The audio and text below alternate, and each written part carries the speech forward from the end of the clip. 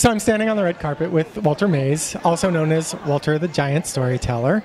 And you are a little bit of a giant, I imagine, to kids you are. So tell me, how does it go? Do they get scared of you, or do they love having a giant come and tell them about children's books and children's stories and read them stories? Sometimes it has to do with how exuberantly the teacher has sold me into the school. If they've made a big deal to kindergartners about boys and girls, a giant is coming to our school, and then read them stories with giants doing horrible things, sometimes the children can be scared.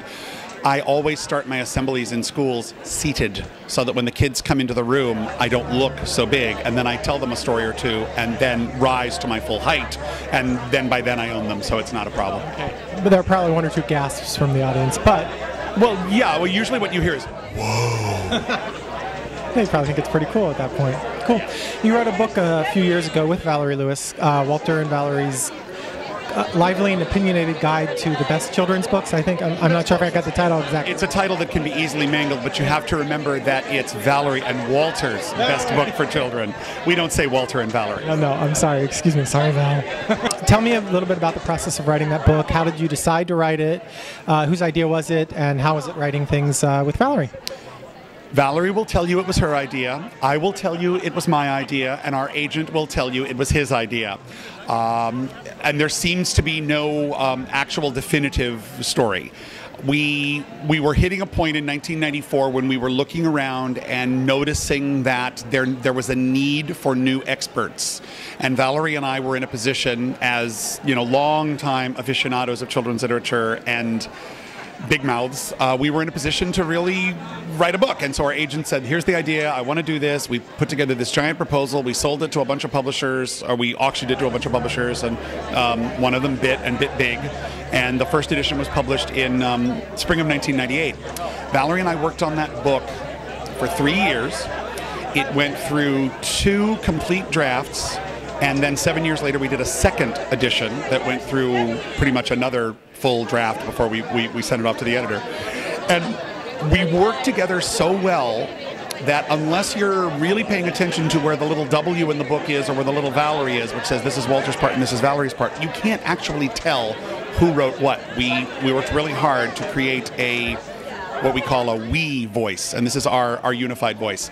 Valerie and I don't agree on everything, but we agree on all of the big important things, and that's why the book works so well. We're terrific collaborators. And are there plans for a third edition?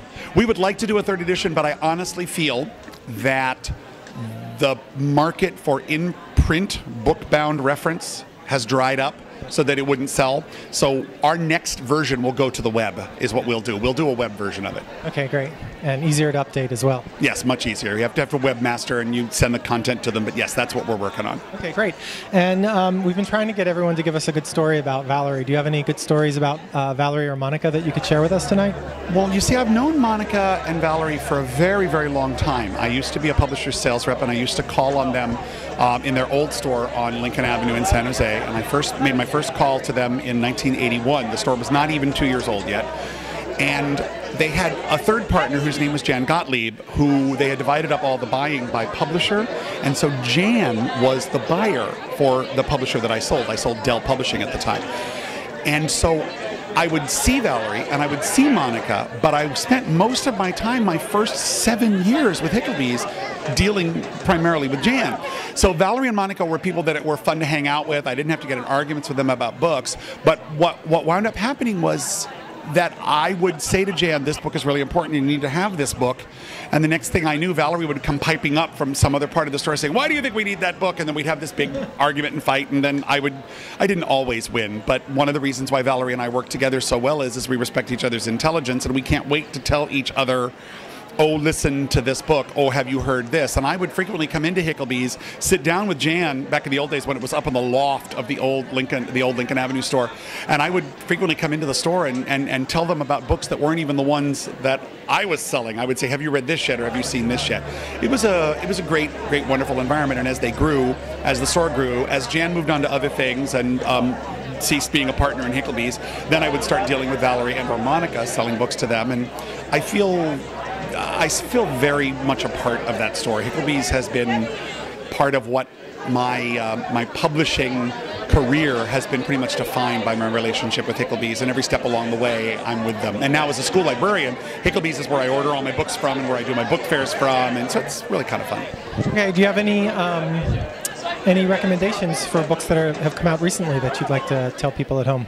I spent a lot of time reading the books for teens, so I can tell you there's a couple of really great books for 13-year-olds, 14-year-olds. There's a book by Elizabeth Hand called Illyria that is one of my all-time favorite novels. It's a dark, wonderful, short love story set in a fantasy kingdom. My favorite novel so far this year for like middle grades is Deborah Wiles's Countdown, which is this novel of a girl very anxious about the life during the Cuban Missile Crisis in 1962. And if I were to pick one picture book that I loved more than anything else this year, there's this, and I'm going to massacre the title. There's this wonderful historical picture book about Martha Graham and the making of the ballet Appalachian Spring. It's one of the most gorgeous things I've ever done. It's by Sandra Jordan and Jan Greenberg, and it's published by Roaring Brook, I think, and it's just this great, great illustrated look at creativity. No, those are three of my favorites this year. Great. Well, thank you for stopping by the red carpet. Thank you, Jim.